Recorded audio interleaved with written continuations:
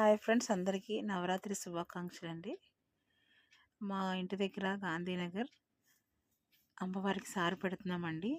చూడండి, ప్రతి ఒక్కరు కూడా వీధిలో ఉన్న ప్రతి ఒక్కరు అన్ని వీధుల నుంచి కూడా ఆడవారందరూ ఎంచక్కా సారి తెచ్చారు అమ్మవారికి. అందరూ మనస్ఫూర్తిగా అమ్మవారికి సారి సమర్పిస్తున్నారండి. ఏటేటా జనం పెరిగిపోతున్నారు.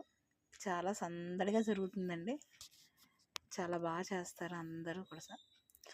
తెల్లవారి నుంచి సాయంత్రం 10 వరకు పూజలు అవుతూనే ఉంటాయండి. మా దుర్గాంబిక గుడిలోని చాలా బాగా చేస్తారండి. పంతులు గారు కూడా ఎంత బాగా చేస్తారంటే మరి మాటల్లో చెప్పలేము. ప్రతి ఒక్కరూ కూడా ఎంతో బాగా మంచిగా పట్టు చీరలు కట్టుకొని అందరూ వచ్చారండి. ప్రతి ఒక్కరూ వచ్చారు. ఇక్కడ అమ్మవారి గుడి నుంచి అక్కడ మాకు తోటకూర దగ్గర అమ్మవారి గుడి ఉందండి, అంతవరకు వెళ్తారు. చాలా బాగా చేస్తారండి. ప్రతి ఒక్కరు కూడా ఎంత కన్నుల పండుగ ఉందంటే అంత ఆనందంగా ఉంది.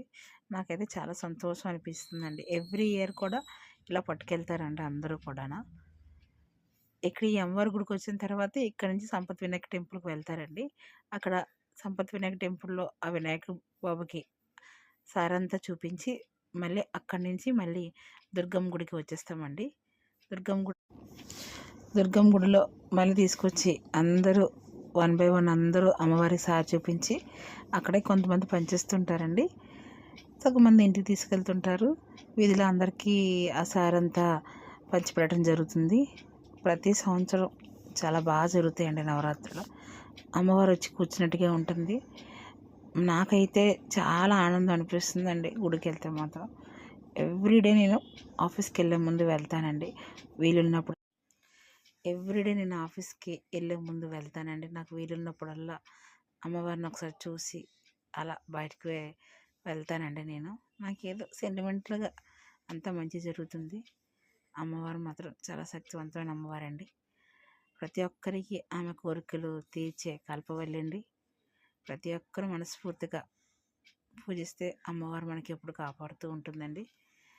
ఎక్కువ అంగులు ఆరుబట్టలు పోకుండా మనకున్న దాంట్లోనే చేసుకుంటే అమ్మవారు మనకు చాలా బాగా కరుణిస్తుందండి. ప్రతి ఒక్కరూ ఎంత వీలైతే అంత మంచిగా అమ్మవారిని పూజించుకోవాలండి. మనకి ఆ అమ్మ ఎప్పుడు ఆ అమ్మలుగా నమ్మ ముగురమ్మల మూలపుటమ్మ, చాలా పెద్దమ్మ, సుళ్ళమాయమ్మ, దుర్గమ్మ తల్లి అందరినీ కరుణించి అందరి కోరికలు తీర్చి అందరూ బాగుండాలండి. ప్రతి ఒక్కరూ ఆనందంగా సంతోషంగా ఉండాలి.